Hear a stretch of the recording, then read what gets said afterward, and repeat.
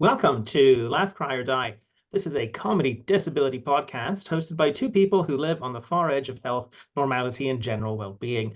We're not very good at functioning our arms and legs in their normal manner and could even be called spazzes by some degree. My name is Steve Wilbury, and with me, as always, is my co-host Naomi Strain. Hello there. We are here today to talk about some stuff. Some stuff. Some So stuff. I think you're the one that has the most exciting life at the moment because you're not in New Zealand. That- So by default, it's more exciting. Make it 40% more interesting by volume. Immediately. So Mhm. what have you been up to? I have been just working very hard on my circus association. Nice. Your I accent's changed. blame the English. I've been working very hard on the Circus Association website, which goes live tomorrow, and I'm so close to being done, and I can't wait for it to not be a thing I have to do anymore, so I can just focus on my show and stuff. Nice.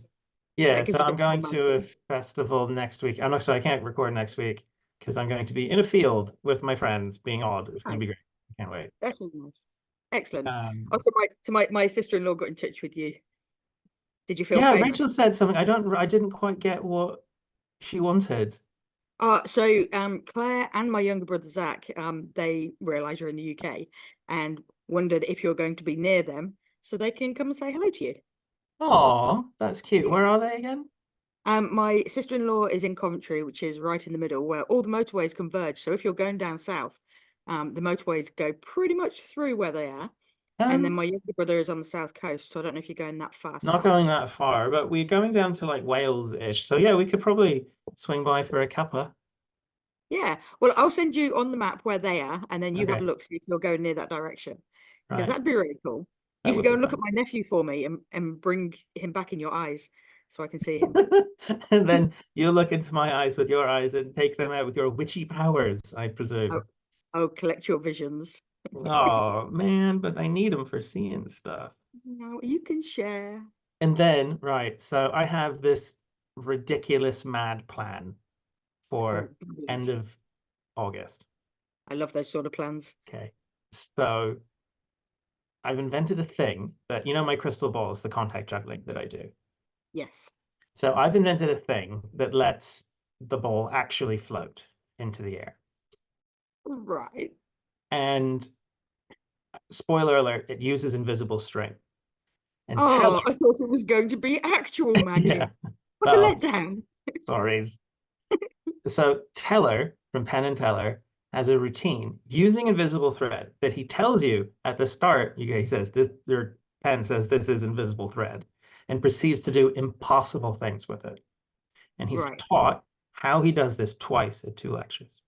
So I'm going to go to Vegas, go to the show, and after the show, they come out and they say hello to the audience because they're pros. Yeah. And I'm going to show him my magical floaty ball and ask him if I can buy him a cup of tea and ask him questions about invisible thread. Do it. And then I'm going to use that and my brilliant friend to design a routine that will probably win America's Got Talent. Brilliant. That sounds like a brilliant plan. What are the Mm. chances of you getting to Vegas? What are the chances?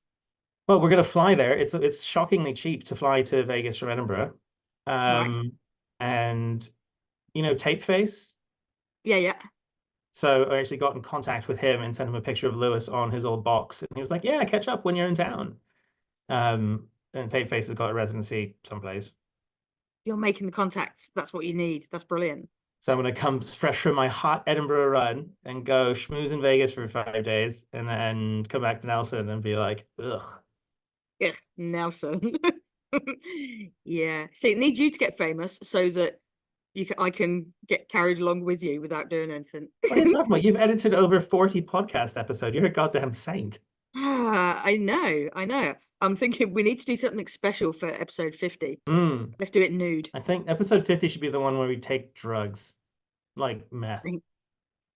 Okay. Maybe episode 50 is the one where we just end it all. Too much meth. Ended on a snuff note, a snuff Yeah. film. There's a market for that. So yeah, why not? A legacy, a true legacy of 50 podcast episodes ending with a impact. We'll be like the great art masters and we'll be famous after our death. They'll teach us in film school. Yeah. Yeah, we are a lesson to the youth of the future. The youth, you too can choose to just say no to Okay. being alive. No one asked you if you wanted this bullshit. You can just peace the fuck out. Yeah, say yes to drugs, kids. I mean, life isn't going to get any better, so why not? Heroin. Oh, it does continually get worse. There is no light. The tunnel. At what point do you reach peak life? Is it like some people, does their life keep getting better and better, or do you get to like 25 and then it just gets worse? Like, I think what I'm saying is, have I had the best day of my life already, and have I had the worst day of my life already? Well, you've had most of your life already, so probably, I've probably already had the best day of my life. probably, Oh, yeah. And it was probably a bit shit. at the end of my life, I wonder what the best day was. Was it that sandwich I had? Was it that really was the best sandwich I ever When, ate? oh, I know when it was. It was the day when there was a really good episode of The Chase. Fucking Imagine if you that was the Brits. best. Being back in the UK, you Brits love your fucking quiz shows. Good God. There's a thing with Oh, them.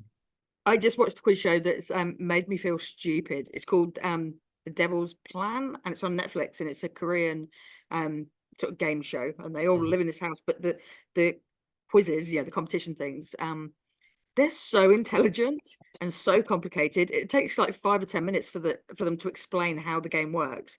And then I watch it and still have no idea. And they're such intelligent people. And I'm like, I just watch and go, I want him to win. I have no idea what the rules are in these games. So if you want to feel stupid, more stupid, then watch that. It's because they go to so much school. Like when we were in Japan, we met a kid at like 5:30 at night who was coming home on the subway, and he spoke really good English, and he wanted to like he was just being a chatty, nice young man. Hmm. And so he's at school from 8 o'clock in the morning till 4, and then he has cram school from 4:15 to 5:30 at night. Right. That's a lot. It's like my brother's boyfriend, he's Chinese, and Mm, I was talking to him about, when do you do the fun stuff as a kid? It's mm, like you don't. mm. You don't. Like your extracurricular stuff is still educational stuff. Yeah, So it'll be like, like what are you you get to doing? do piano lessons or Yeah, yeah, whatever. or extra maths. Mm, Woo! Yeah, it's like it's so different, that sort of work-life balance, I guess, from a mm. young age. Which is Like why it's we, been good for Lewis. Like I think going to school like kind of up to 10 in that has been good. But now it's like, okay, buddy, we need to start. Like Lewis has been doing 2 units of Japanese on Duolingo, and he's doing stuff. And I've been trying to find learning opportunities for him. so while you're overseas, is his schooling, like his official schooling, is So that on he's hold? officially not in school, but we do like each night we do a couple pages of handwriting exercises or some math workbooks or some, and we read and we go to art museums and we make whatever we can, asking if we're out looking in the shops, we'll be asking him simple math questions or whatever, but just, teaching him how to live life, teaching him how to Yeah, navigate a city with only the aid of Google. yeah, yeah. That's really good. That's life learning. Hmm. Yeah. Yeah. And one of those things is actually dealing with anxiety. And I've ordered for him this thing, and it's a heartbeat sensor on a band that you wear, and then there's an app that goes with it, and it shows you how by controlling your breathing you can change how your heartbeat goes, and Oh, then nice. you can kind of like say, oh, I'm in the red zone, I need to get back down to the cool zone, and like you actually learn, and it comes with like little workbooks and shit about how to deal with anxiety and stuff, because that has been huge for him coming out of the tiny world. Yeah, yeah. And that's a really good way of learning it, because it's actually something tangible that you can look at rather Yeah, than having to go, what are my feelings and emotions doing? You can actually look yeah. at numbers and things and go, I can control that with my It's mind. like we did a bit of biofeedback at my pain camp thing, and like yeah, there was like this butterfly, and as you like calmed yourself down, the butterfly's wings would go slower, and then if you got distracted or whatever, it would start beating up again.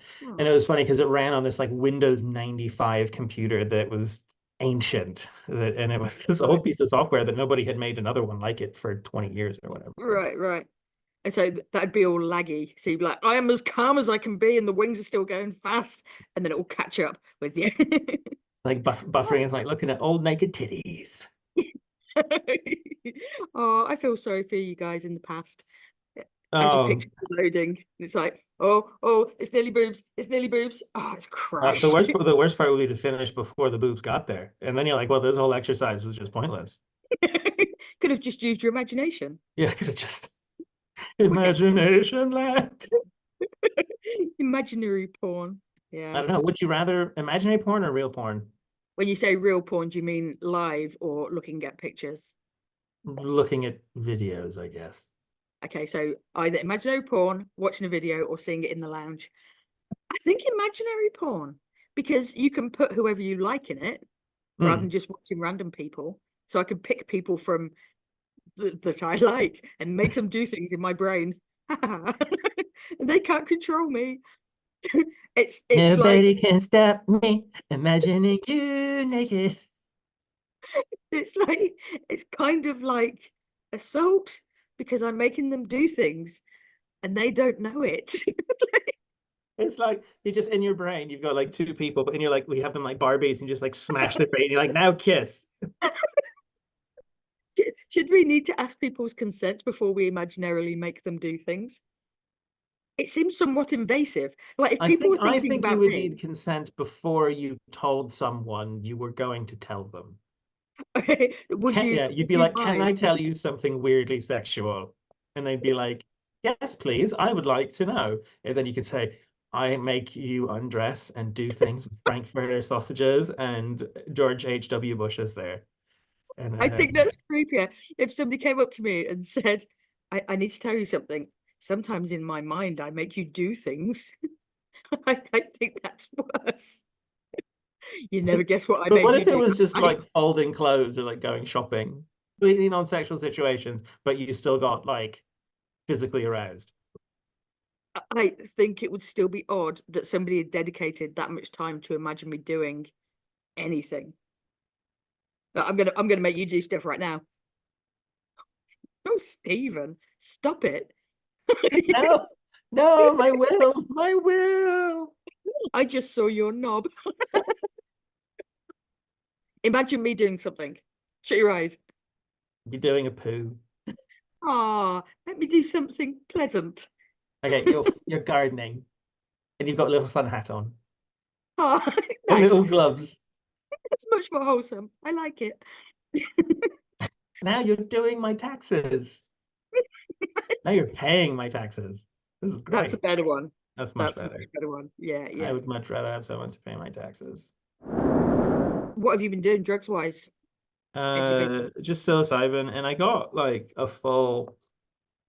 I got the legal medical cannabis here. It's in a little pouch, Oh, nice. and I got a little card so they can say if someone says, "Are you smoking cannabis, sir?" And I'll say yes, and then I hand them the card, and they say, "Okay, I have goodbye." Yeah, Have you been relax. questioned?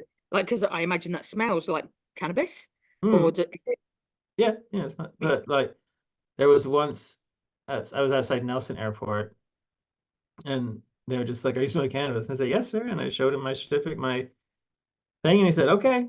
And then I was going through the airport, and it set off like the little sensor, and they just looked at my flight, looked at the name on my container, and they were like, "Have a good day." That's really good. Hmm. So much more normalized. Yeah, but I can't wait. As if we go to Vegas, then like they have proper weed shops in Vegas, like proper weed shops. Right, right. Just think in like the kids that are growing up now, it'll be like this weird story that in the past you weren't allowed to use cannabis. Hmm. How weird that was prohibited. Like we've lived through that age where a very normal thing wasn't Well, allowed. it's like the thing is like with Gen Z today, they would much rather have half a tab of acid than like 6 pints, you know? Mm. And Yeah, because I think they're smart. 6 pints is expensive and a lot of liquid. So much piss.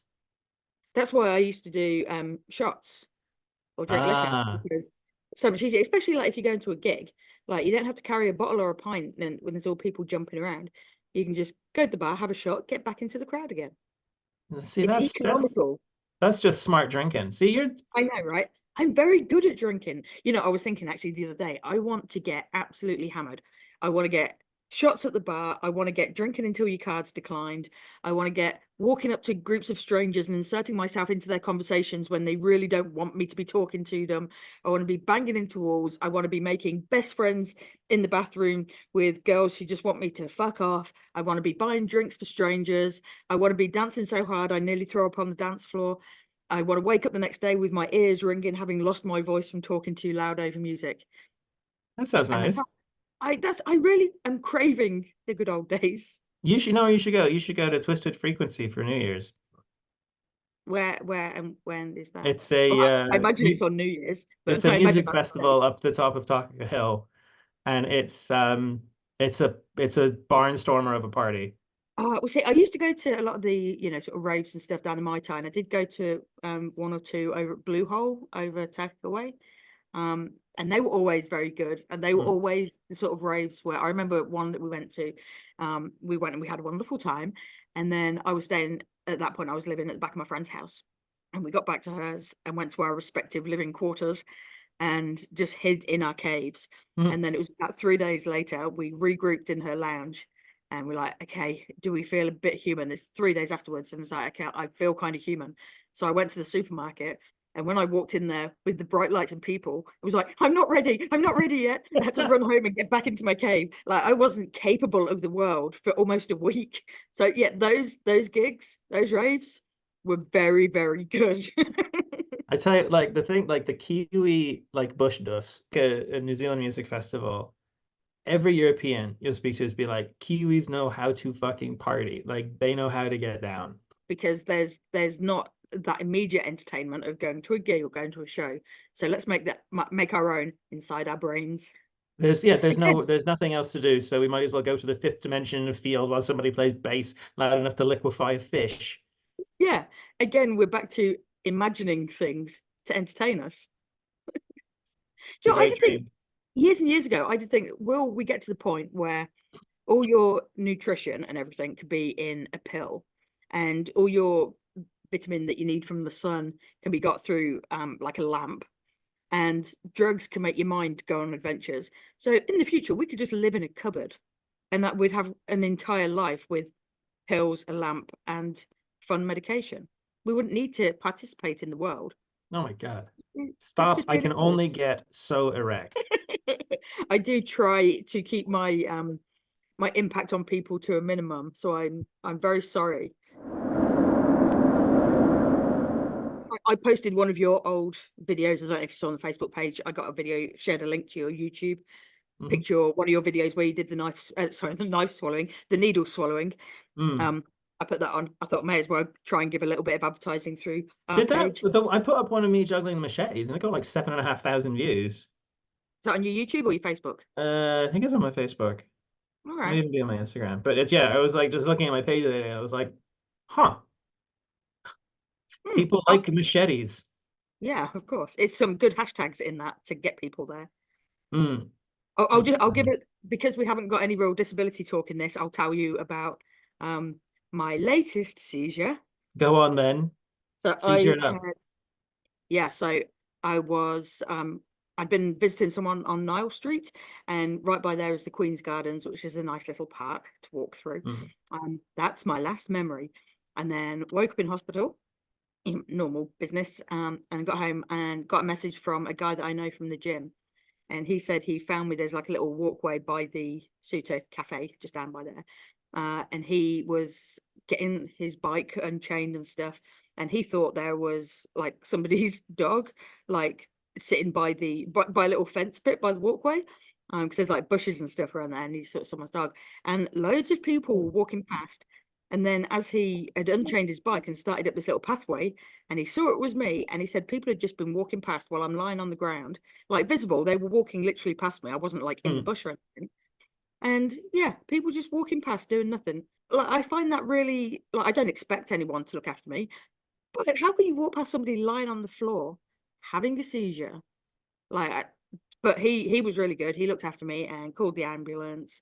And when they got there, he told them to look after me, treat me Oh, nicely. that's nice. Which, yeah, because he knows my history. Mm. Yeah, so he made a point of saying that, which is quite nice because I didn't gossip. Mm. I didn't say any secrets. He did, which he was like, "Did I overstep the mark by telling them about your situation?" And I said, Oh, "No, no. I'm okay with it, actually. Yeah, because Okay. I've heard nothing about what is progressing with my situation. So Have you called your lawyer yet? no, I'm waiting to see what the outcome of things are." Call your lawyer now, because he's gonna go to them and say, this is bullshit. Naomi should murder you guys with the knife, and they'll give you a knife, and then you can stab them, because that's justice. So if you go to a lawyer and say, some people have done some horrible stuff to me, are you then permitted to do a murder? That's why we pay. That's why you pay them the money. Oh, okay. Yeah. So you do that. You say that before. You say, could I just do a stab, and would it be okay? And he would Because say yes or legally, no, because he's the they could legal give guy. you they could give you the legal advice on how to do it and get away with it. Yeah, they would know like what you could do to make sure you didn't get charged. You like go to Yeah. jail. Things like hide a weapon at the person's house. Hmm. So when you go there and start an argument, you can get the weapon, but then it's not premeditated because the weapon was already there. You didn't take a weapon with you. True. I mean, that's shaving 20 years off your sentence right there. That's just Is it? smart murdering. Yeah, yeah. So follow us next week for more murder advice. Thanks so much for listening to the Laugh Criers. I'm with Steve Wilbury and Naomi Strain. We are your excellent advice centers for all things from living life to managing crippling addictions to I don't even to I'm very tired. It's late at night here. Look, banana. Say goodbye, Nay. Bye.